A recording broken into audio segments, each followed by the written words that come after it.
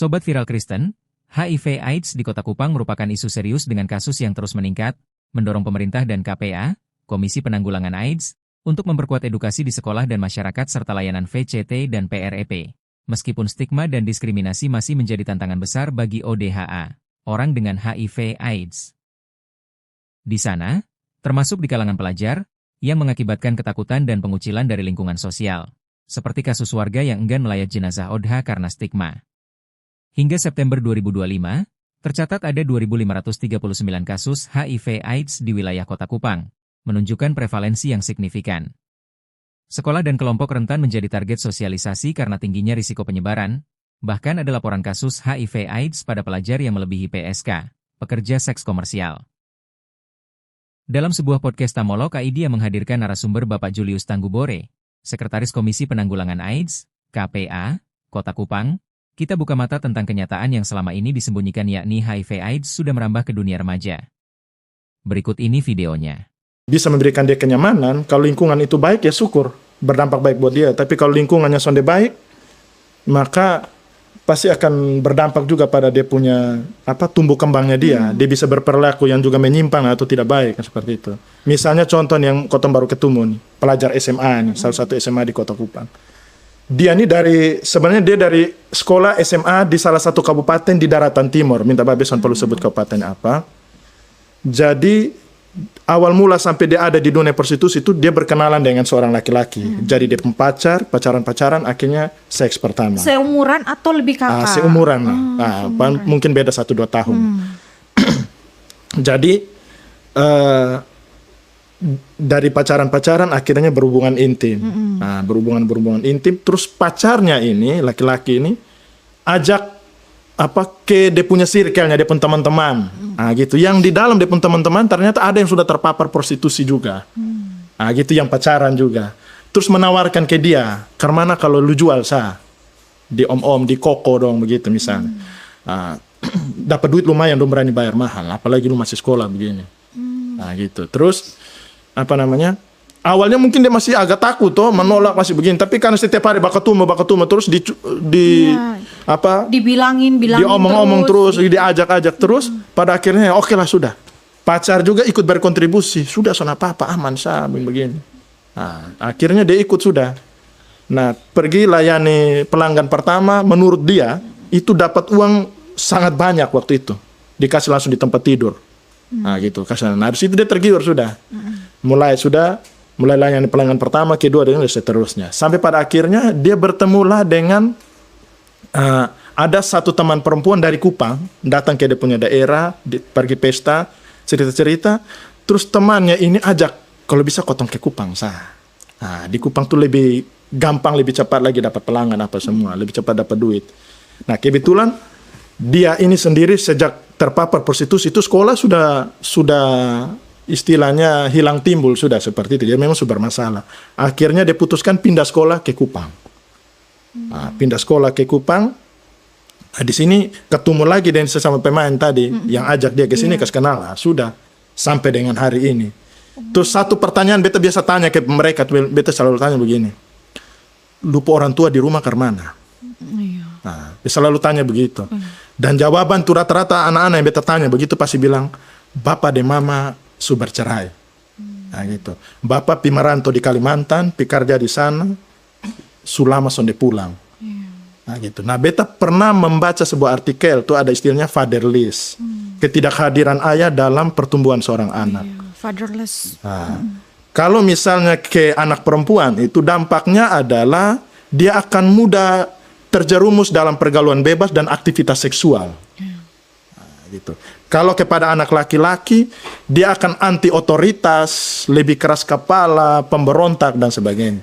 Nah, gitu. Nah, kebetulan yang beta tanya ini anak SMA ini, dia memang artinya perhatian seorang ayah itu ada. Menurut dia pengakuan, mama tuh berhati malaikat, terlalu baik sekali. Tapi bapaknya yang ada. Fungsi seorang kepimpinan dari seorang bapak untuk memberikan dia rasa percaya diri, rasa aman, perlindungan itu ada.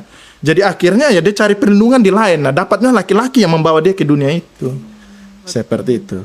Makanya di podcast Tamolog beta cuma bilang kepada ayah-ayah, Iya. kotong soalnya ada hari ayah, tapi ayah pun pengaruh terlalu besar, Pak. Iya. Nah, gitu ya, jadi mama tolong. Iya, betul Pak. Begitu. Memang kurang figur bapak. Iya. Sekarang lagi fatherless. Iya. Apalagi di seluruh Indonesia Raya lagi fatherless. Apalagi di apalagi di kota-kota yang lebih terpencil, kabupaten-kabupaten yang lebih terpencil seperti itu. Nah, Pak, tadi kan bicara soal mereka datang ke Kupang biar lebih banyak dipakai. Nah, itu kira-kira dong tuh kayak lebih banyak pakai aplikasi untuk lebih laku istilahnya, atau sesama kawan yang saling menjual itu yang lebih laku? Ya, dari beberapa kotong coba gali dari mereka tuh ya, salah satu memang pasti lewat itu aplikasi hijau terang tuh. Nah, Aduh, beta son tahu lagi. langsung tahu. Beta juga belum pernah lihat sih. Aduh. Hanya dong kasih tahu ada pun ciri-ciri gitu. Ada yang kalau dia sudah punya pelanggan tetap, dia sudah tukaran nomor. Nah gitu. Ada yang dia pun teman menjual, dia pun teman. Jadi mungkin temannya dapat kayak ada orang datang mau nginep di satu hotel. Dia kerjasama dengan security nih. Beta kepingin cari perempuan usia begini. Nah, security punya jaringan ke sana misalnya. Lu kontak dulu, ini ada tamu di beta hotel, dia ada kepingin perempuan usia begini-begini segala macam. Nah, ini kan dong punya jaringan, dia cari, ini ada tamu begini-begini, harga sekian. Angkut bawah. Nah. Dan tidak pernah tergrebek mereka. Beta belum tahu ya sampai ke situ, karena untuk kalau grebek kotong soalnya punya dari apa, yang cerita kapasitas. anak-anaknya Ada. Kalau misalnya kotong pertemuan koordinasi dengan dinas DP3A, mereka pernah turun razia kerjasama dengan Polda kalau tidak salah. Nah, itu dapati anak-anak ini mereka tampungnya di shelter, semacam rumah aman begitu, urus mereka. Dan Kak, ini satu informasi yang memang miris. Semua anak-anak yang mereka dapat ini ya, itu dalam keadaan penyakit infeksi menular seksual semua. Karena nanti di rumah shelter itu nanti kan selain di situ ada rohaniawan yang akan kasih pembinaan rohani, ada psikolog yang coba memperbaiki mereka punya mental kembali. Terus ada juga nanti petugas medis yang nanti lakukan pemeriksaan kesehatan. Nah, mereka dapat itu ada yang kena sifilis, ada yang kena kencing nanah, yang sudah pakai pembalut saja itu nanah tetap merembes kakak. Nah, begitu.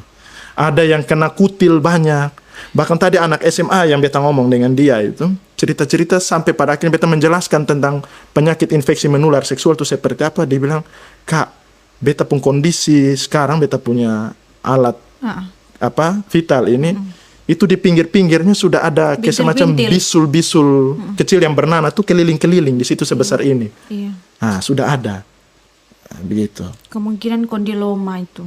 Sudah ada kayak kol, bintil-bintil sampai kayak bunga kol. Beta sudah sempat sampai ke tanya sampai ke begitu sih. Tapi dia menjelaskan itu bahwa sangat ngeri, itu ngeri. Iya. Pak.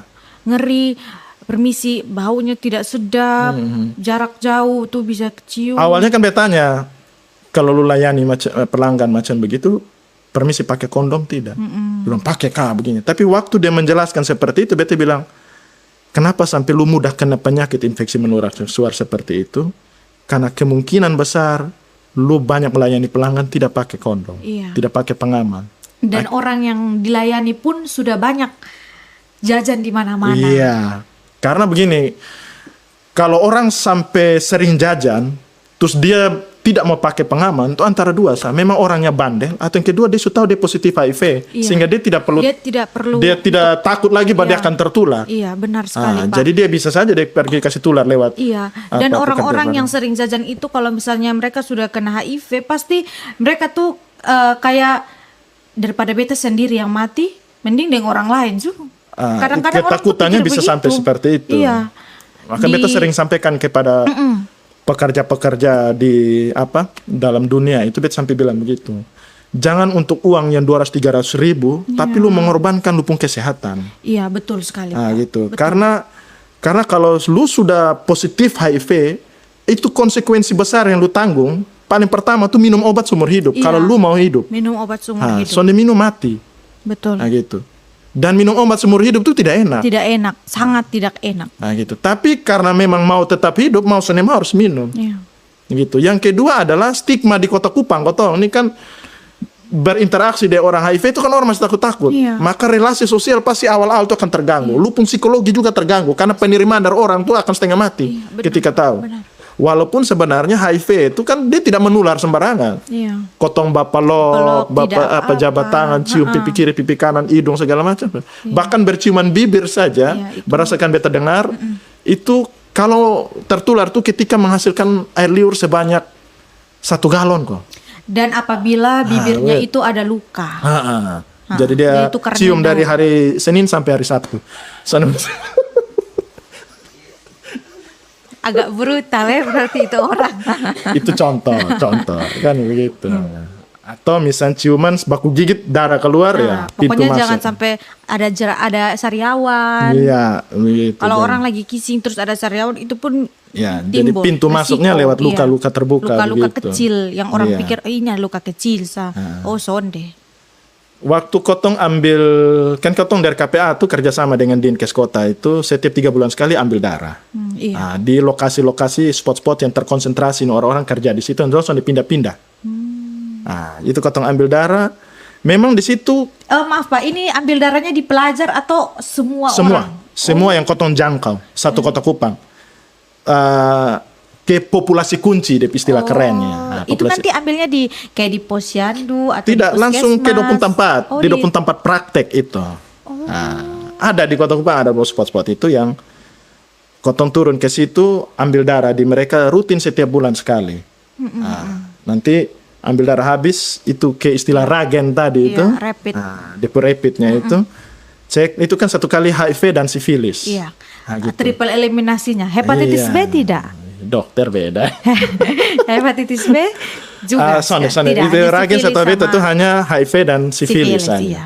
Nah, memang di mereka yang terkonsentrasi, yang Kotong jangkau setiap bulan, Kotong datang kasih edukasi, kasih bagi kondom, kasih bagi obat, ada obat PrEP namanya Iya, itu. iya. Itu kasus baru untuk HIV atau teman-teman kasus itu sangat minim sekali, kalaupun ada mungkin 1-2. Tapi sifilis ada. Iya, Nah, Kotong selalu bilang, kalau sudah ada luka di kemaluan, itu akan mudah sekali kena HIV kalau lu melakukan seks beresiko tanpa pengaman. Betul. Karena pintu masuk virus itu lewat luka terbuka. Luka. Dan kadang tuh Pak, kalau biasa kebetulan beta juga kerja di rumah sakit beberapa waktu lalu. Oh gitu ya? Iya. Jadi kebetulan tuh memang yang datang tuh kayak anak-anak yang masih sekolah atau ini orang tua yang mereka tuh LDR sama istrinya gitu. Jadi kalau datang tuh pasti ini bilang hanya ada luka dokter di kelamin, nyeri atau tidak? Tidak. Jadi saya kira itu aman, saya nanti sembuh. Ternyata itu tuh tidak ya Pak.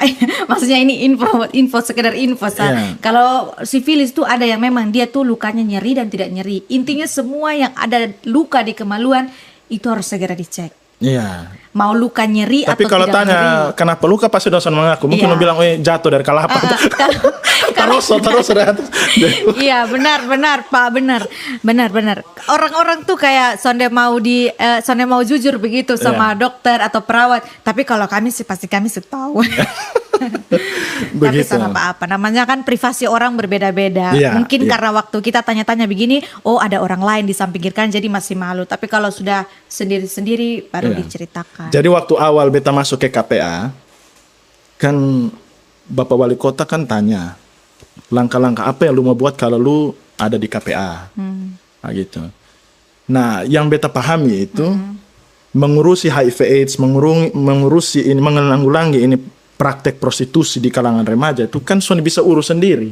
Iya. Harus melibatkan seluruh elemen masyarakat. Betul Pak. Pemerintah, KPA, Orang tokoh yang masyarakat, tokoh agama, sekolah, Iya, betul. LSM, pemerintah RT, kelurahan, pokoknya semua itu harus terlibat.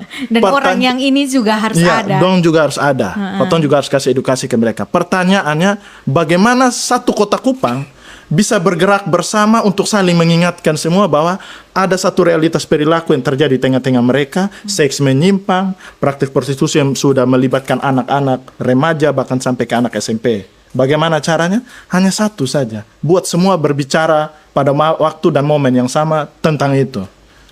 Nah, Betul. dan itu terjadi. Nah, jadi beta coba mengangkat itu data-data semua omong, walaupun sempat kemarin ada media yang kasih pelintir sedikit dia tak salah keliru tulis, tapi itu menjadi perhatian seluruh warga Kota Kupang membicarakan Hal bahwa itu. Ha-ha. ada ya. Ada. Begitu. HIV begitu. Prostitusi anak SMP. Mereka kaget semua. Nah, beta dengar dari tetangga, dari keluarga, dia bilang, ini Kak James, yang Kak punya itu video di Facebook itu kotong di doa Rosario, kotong omong, wih begini, wih bahaya, anak-anak, wih kotong mesti jaga, kotong anak-anak kasih ingat. Di doa bulan keluarga, teman-teman di perusahaan, dong omong, wih itu data tuh begini-begini, ini kotong anak-anak nih sekarang ada begini-begini bahaya, kotong harus ingatkan dong begini. Jadi semua saling mengingatkan. Nah, ketika semua saling mengingatkan, maka ada kontrol perilaku. Nah, ketika ada kontrol perilaku, berarti paling tidak kotong sudah tahap awal nih sudah bisa mencegah yang mana mungkin kotong anak yang belum tahu, yang mana orang tua pikir bahwa bep anak masih SMP belum tentu tahu yang begitu-begitu. Pada akhirnya dia mau duduk bersama dia anak, dia ngomong. Ya, betul. Nah, kan begitu. Sudah diberikan sex education dari dari usia dininya dari usia dia. dini. Dia sudah mulai ingatkan. Sudah mulai aware, terbuka, menerima. Oh, menerima. ternyata memang sekarang anak SMP itu harus begini. Jadi orang tua akhirnya mulai berpikir kembali untuk lebih anak. Yang kemarin dia lepas dong bermain HP tanpa kontrol, sontau dong ini ada tergabung di komunitas mana, dong ada komunikasi dengan siapa.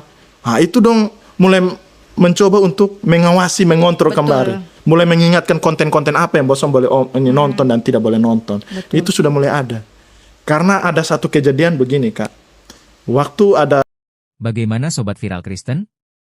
Kupang yang notabene merupakan salah satu kota Kristen di Indonesia, justru kita menjadi daerah yang tingkat penularan HIV AIDS-nya sangat tinggi. Lalu di mana peran gereja di Kupang?